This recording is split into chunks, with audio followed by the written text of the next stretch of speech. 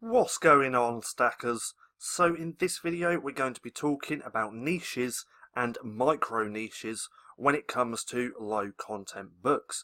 Now if you're new here, my name's Paddy, and every single day I like to bring out videos teaching you how to make money with nothing more than your internet connection and your laptop. So go hit subscribe and hit that little bell icon so you can be notified for any further videos. Also, if you're serious about low and no content book publishing, then check out that link in the description below to go to Printing Profits. This would teach you step by step everything that I did to get my results. You can also get there by going to printingprofits.com with no G. Now at the minute we do have 25% off, so you can get it for $74.99, and if you're part of the inner circle you can get 35% off. Now this here is just for the inner circle members, so if you're interested, come and join completely for free. So today I want to talk about niches and micro niches when it comes to low content books and no content books. Mainly no content books like journals and things like that. Now when you hear me say low content, I've got into the habit of just talking or meaning about all different types of no and low. So every time I say low, I more than likely mean no content. Anyway, micro niches and niches, this is what I want to talk about. So when it comes to Amazon, I see it as towns and villages. So let me elaborate on that. So the towns are the bigger niches. Let's take dogs for instance. And then the villages are the sub niches or the smaller niches. So that could be a chihuahua or a pug or something like that. Now the big towns, they're going to get a lot of traffic, and then the villages are going to get a little bit of traffic here and there. So you could be a big fish in a little pond in these little niches or these little villages where they get a little bit of traffic, and then you can rank your books on page 1 a hell of a lot easier than these towns or even cities. I should have used the analogy cities and villages, but let me show you an example of this. So let's go to Dog Journal. So if we go to there, let's go to books, which is just here, like that.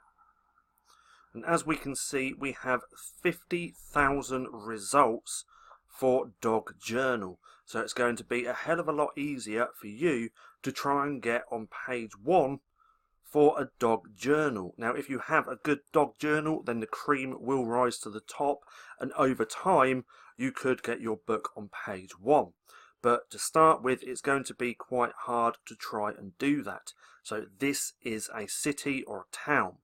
So you want to try and get your books on page 1 within these villages, and these villages don't get as much traffic as these towns. So for instance, let's take a banana journal. See, as you can see, you still get traffic. There's 50 monthly searches for this, and then there's only 1,000 results compared to 50,000. So this is kind of a micro niche. This is a village. So this is pretty much my strategy, going after all these micro niches or these villages where they don't get as much traffic, because I would rather have thousands of books in micro niches that bring in a couple of sales a month rather than relying on having a couple of books in a couple of big niches bringing in the majority of my income. Doing it this way is much more reliable, and only having a book that sells 2 copies a month but in hundreds if not thousands of different micro niches, those royalties soon add up.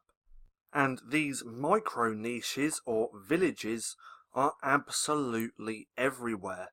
Now if you want to know how to find them, I do have over the shoulder training within the Printing Profits course, where I show you or teach you how you can find all these different micro niches.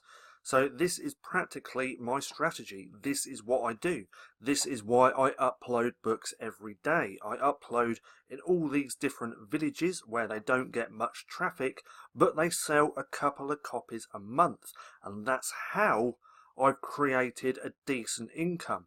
And this is much more sustainable than rather relying on a couple of books bringing in the majority of your royalties. So let's head over to my back office and I'm going to show you my sales on quite a lot of my books. So if we go over to here and then let's go to month to date, let's pull that down a little bit, do that, paperback. So this is the current month and let's change that to that. So as you can see, I've sold one book, one book, one book, one book. And if we keep scrolling down, you can see that they soon add up just selling one book here and there. And then I got the 2 books where it sells quite a lot, 3 as well. Now, don't get me wrong, I still do have a few books that sell really well. As you can see here, I sold 141 this month. Of that book, 28, 24, 19, 17. But look, 9, 9, 8, 6, 5, 4, 4, 3, 3, 3. And if we keep going down, I've got a lot of 2s and 1s. So many 1s. But selling that one book a month within these villages or these micro niches soon add up to a lot of royalties. And that's how I do it. So let's go to there for a minute. And this is my strategy when it comes to publishing books. Now, don't forget, if you want to know how to find all these micro niches or these villages, then check out the Printing Profits course, because I do have an over-the-shoulder training dedicated just to that. And you can get there by going to printingprofits.com with no G. Now, I hope you enjoyed the video. If you did, don't forget to give me a thumbs up.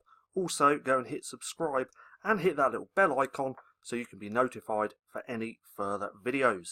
That being said, I've been Paddy, this has been Stacking Profit, and I'll see you again soon.